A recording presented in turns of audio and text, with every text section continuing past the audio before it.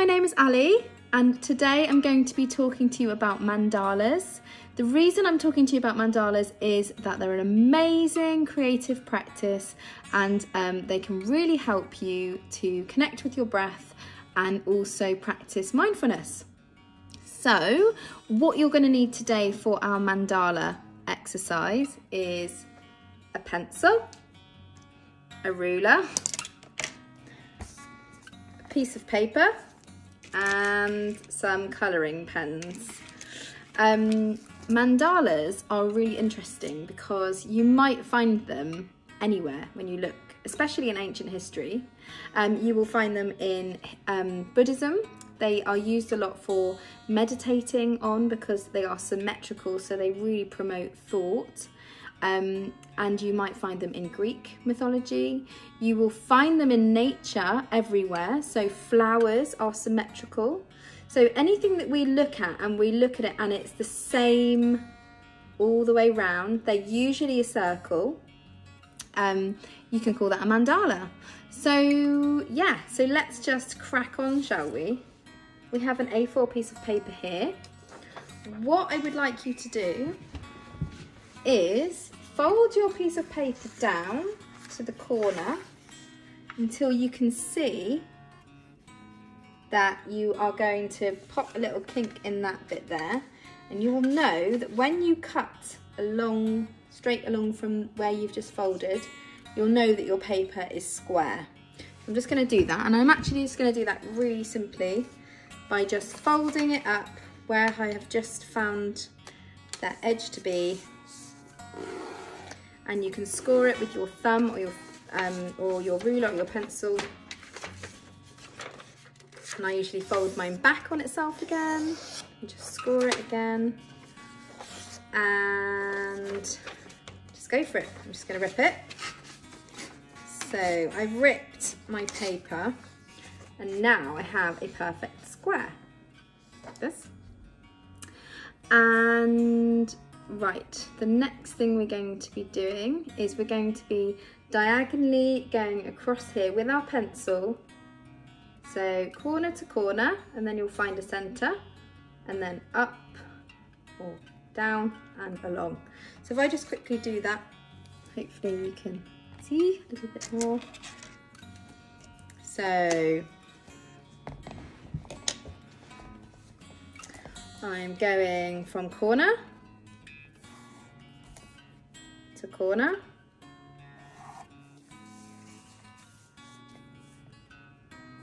And again, other corner, and then down, and again.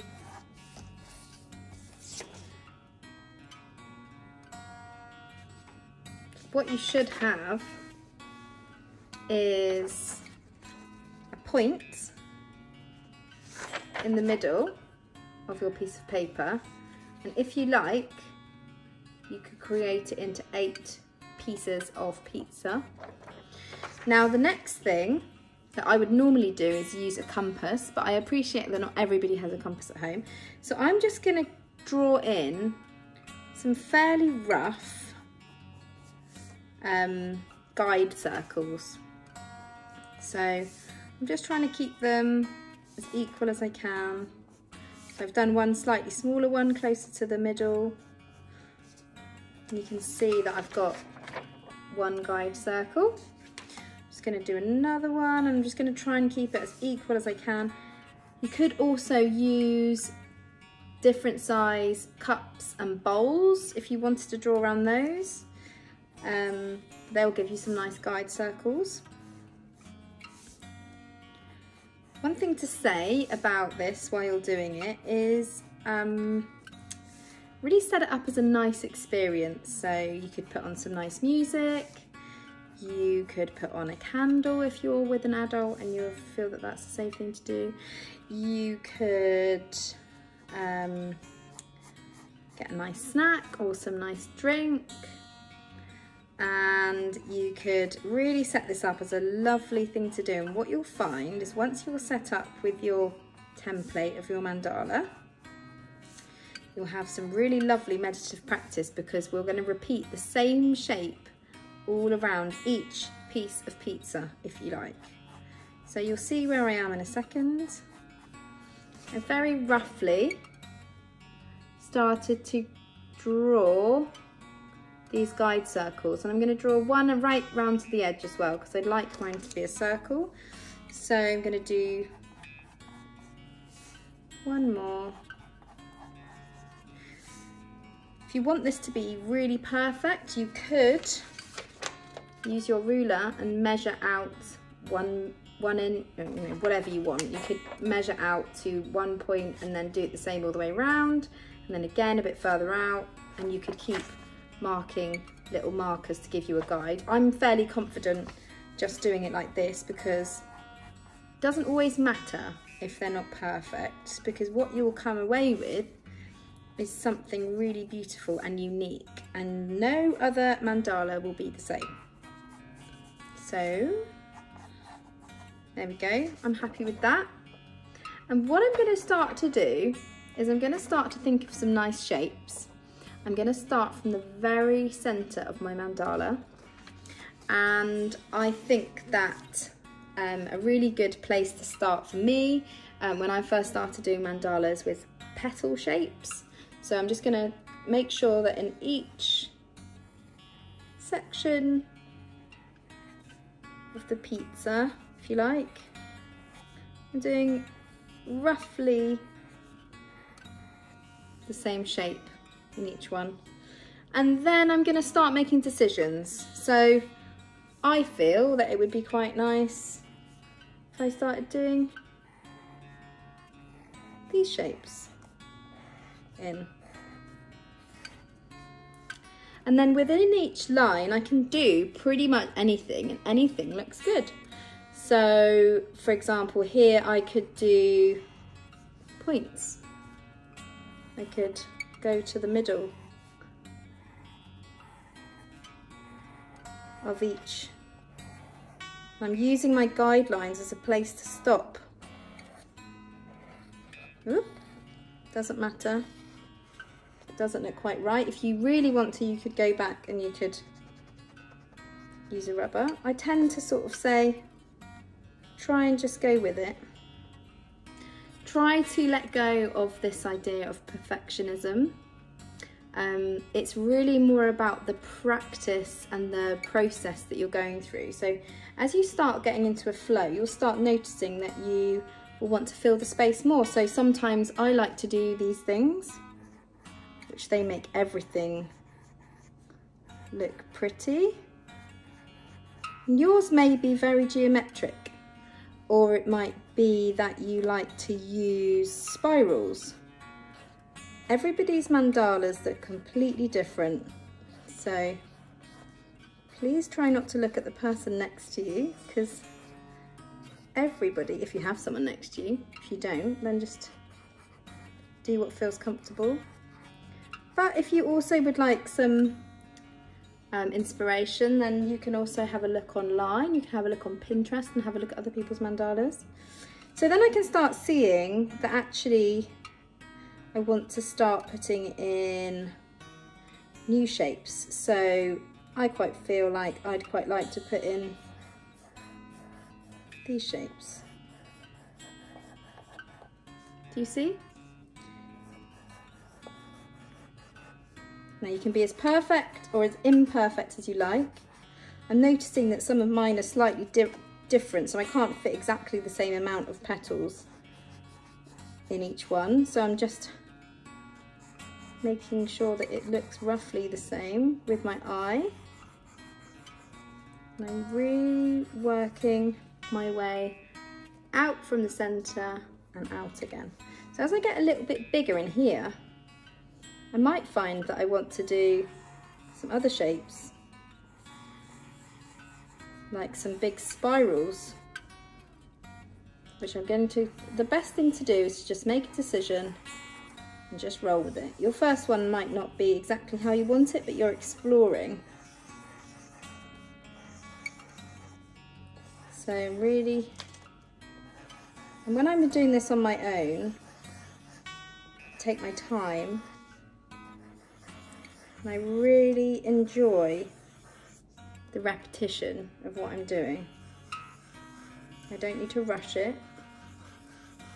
I can just lower my heart rate and I can just enjoy making these decisions. So as we go a bit further out, I can see that I could use this point as a reference and this middle point as a reference, and I may want to do some slightly bigger shapes like this. Again, it's completely up to you how you want to fill your page, because this is your mandala.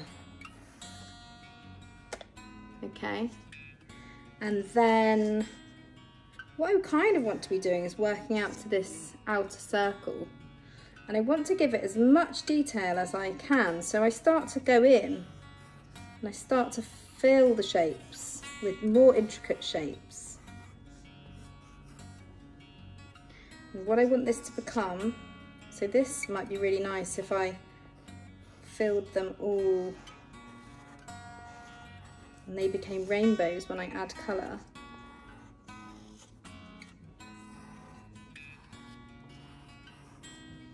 And you can see that you can start very quickly with just a few little decisions that you've made, make up something really, really beautiful.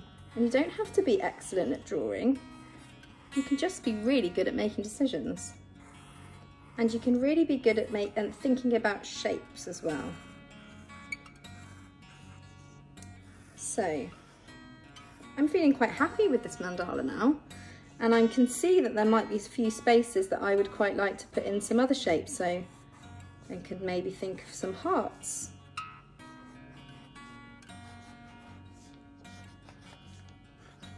And I know when I start colouring that in, they're going to start looking really cool.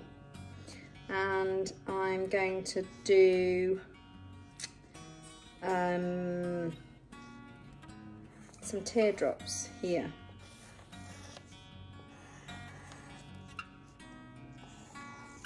Now these are really good things to do when you're feeling anxious or worried or stressed about things, because actually what's happening is you're using the creative side of your brain, but often you're thinking about the things you need to think about. So they're a really good distraction from what's going on. If you're feeling really stressed about things, or you don't know the answer to something, I always suggest to do something creative. So you can see that I'm starting to fill out my thing, and I think that it may just need one more shape. So I'm going to do some little humps over here.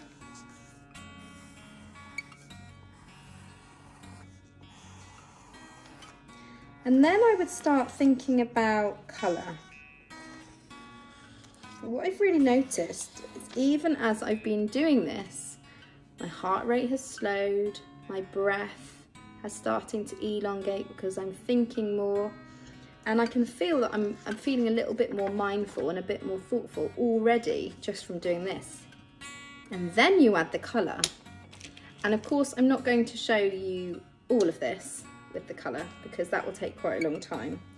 But as you can imagine, when you start adding the colour is really relaxing to do as well. The best thing is, once you've added colour to your whole mandala, you can feel that you have created this whole piece of work. And it's not something that somebody else has drawn, it's something that you have drawn and you've created, and it's come from your brain. So you can start to see how I'm going to build up colour from the centre again, and I'm going to work my way out. Something that I really like to do once I have put colour on, because I think it makes it look really nice. You may be really happy with it just with pencil or with pen, but something that I really like to do, or you may use paint, whatever you like to do. But something that I really like to do is to put black outline on it. So if you've got a black felt tip pen, it can be a really nice way of making it look a little bit more graphic. Another thing you could do, if you've got to the end of this and you think, oh, I really love the idea of this, you could get a black piece of paper or card and you could do the same thing with white pencil or white gel pen on top. White and black mandalas look fantastic. So you get the idea. Now, the nice thing about using a Sharpie is you can start going over your coloured lines and you start to create something that looks really vibrant. And if you imagine that over the whole thing's been coloured and the whole thing's got black pen over, it looks fantastic. And if there's something that you like to do at home, some mindfulness practice, you could always use it like they do in Buddhism, and they use it as a central point to hang on the wall and just really look at it and visualise their mindfulness practice all around and the meditation all around these symmetrical shapes. So I hope you have enjoyed this video.